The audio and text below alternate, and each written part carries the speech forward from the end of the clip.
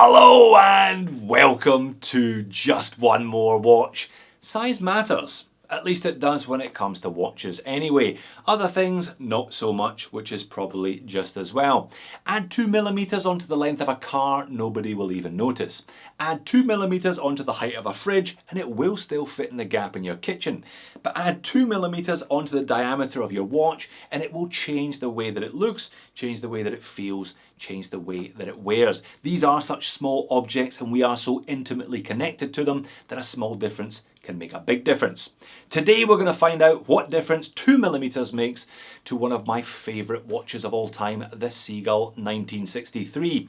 I bought my first Seagull 1963 about 6 years ago, the 38mm with the acrylic dome crystal. I sold that and I replaced it with a sapphire crystal version a couple of years back.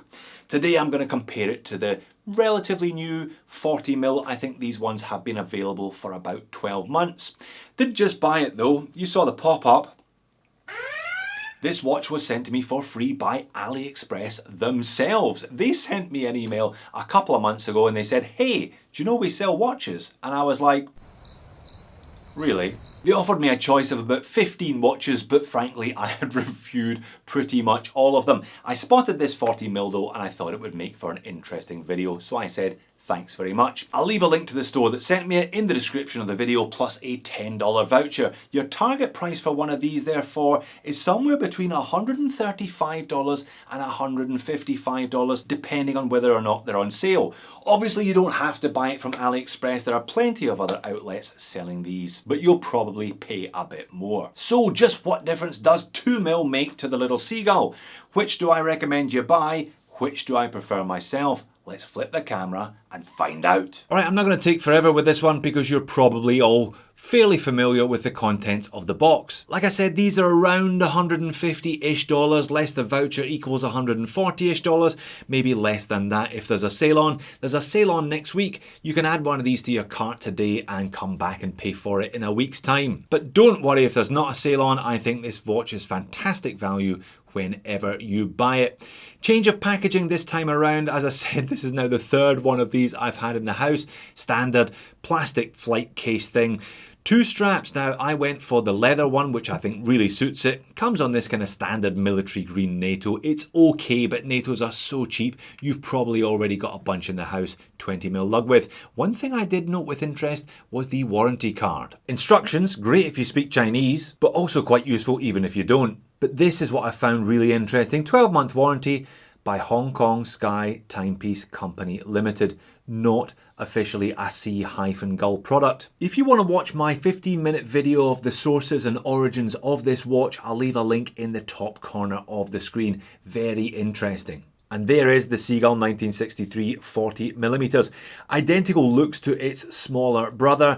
So beautiful champagne colour dial, applied gold indices, those fantastic blue hands, red chrono hand and the applied red star and 21 jewel underneath it. But the dimensions are different and the dimensions are all important. So 40mm in diameter, oddly enough, 13.3mm thick, bang on 50mm lug to lug with a 20mm lug width. On the supplied leather strap, this one weighs in at 70 grams. Oddly enough, the smaller watch is 38mm in diameter, but it's actually thicker at 13.9mm. I was not expecting that. It does have a much more compact 46mm lug to lug, but 18mm lug width. Now I don't know about you, but I've got about one 18mm lug width strap. I've got so many more 20s, so that is another thing to factor in if you're deciding between the two sizes. Weight on this one, on this collar ebb strap, is 66 grams, so not much lighter. High polished finish stainless steel throughout, and a lovely piece of double domed sapphire crystal. Like I said, I've had the acrylic version in the past, but I sold it because I was too paranoid about scratching it. I'm much more comfortable with sapphire. I think one of the major appeals of this watch is how it looks. On paper, it's an odd combination, the champagne, the gold, the blue and the red. But in the flesh, it just works. It just manages to hang it all together, and I think it looks fantastic. Now, by Compact's layout, 2 registers here. We have a ticking second hand at the 9 o'clock and a 30-minute only chrono timer at the 3 o'clock there. Now, if you start the chrono on this one, it will just keep going until the mainspring is fully unwound and the watch comes to a grinding halt. Another big appeal of this watch is the movement. It is the only mechanical chronograph movement that is relatively affordable. You're really looking at ETAs for $600, $700, $800 US if you want to move beyond this one. Now, there's no rotor there. This is a manual wind only, and it doesn't hack. It's a Seagull ST1901 in this version anyway, 19 joules with roughly 35 hours power reserve, though as I said, if you do keep that chrono running, you're probably looking at closer to a 30-hour power reserve, and it is a little piece of history. This is based on a Venus 175 caliber, a Swiss chronograph movement that debuted back in the 1940s. Now that does have its drawbacks, as I'll discuss a bit later. But it's such a pretty movement to look at, and all of these Seagulls have display case backs, so you can do just that. So if we look at the 2 versions, the 40 and the 38 side by side, you can definitely see a difference in size. You can also see a difference in colour between these 2 particular examples. The 40 has a far more golden tone to the dial, whereas the 38, yeah, more kind of champagne silver pale colour to the dial. Now a 2mm diameter difference coming in at about a 6% diameter difference actually makes about a 12% difference in the dial surface area, the old pi r square rule that we were all taught at school, no doubt. It looks bigger than that in my opinion though, especially when you consider that the lug-to-lug dimension is an extra 4mm. Again, if we go back outside, you can see the difference between the 2 watches is noticeable. As I said, these are such small objects that tiny differences, a couple of mil either way, can make a big difference in the way that the watch looks, as I'll show you on my wrist in a bit, in the way that the watch wears. Again, here from the angle, it's obvious the 40mm is on the left, and it's obvious the 40mm is the much larger watch. But Jody, you've set this up so the 40mm looks bigger because it's closer to us. Aha! There you are. I've swapped them over and the 40mm still looks considerably bigger, much bigger than that 2mm on paper difference would suggest. And the big difference in looks does indeed translate to a big difference in the way these 2 watches wear. I've got a 7-inch wrist for your reference. 40mm is a sweet spot for me, to be honest. 40-20. I got no problem with this size of watch, but the 40 does have far more presence than you might have thought it would, especially if you're used to wearing the 38. And there you go, same wrist, same shot, same camera angle, same everything.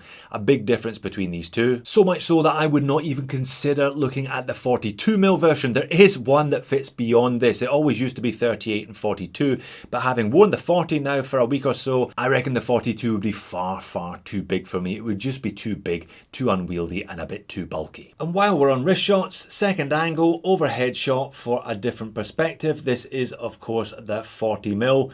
Big dial on this one means big presence on this one as well. 50mm lug-to-lug is wearable. I'm glad they didn't stretch it out to 51 though. It would have gone beyond comfort for me if it had got any larger than this, I think. Again, same wrist, same angle, same shot.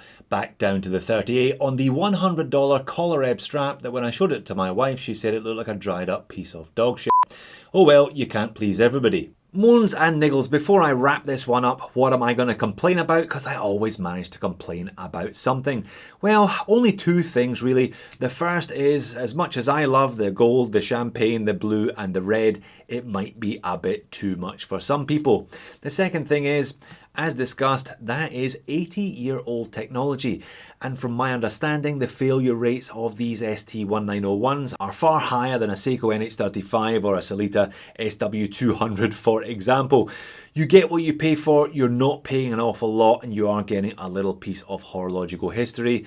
I've found variances across all of the ones that I've had. Some of them whine grittily, some of them whine smoothly. I guess that just comes with the territory of buying an ancient and cheaply made Chinese movement. But what's my conclusion overall then about this not so new 40mm version of the Seagull 1963? Well, I'm delighted they eventually brought one out. It was always 38 and 42. Having looked at the 40, I reckon the 42 is going to be way too big for most people.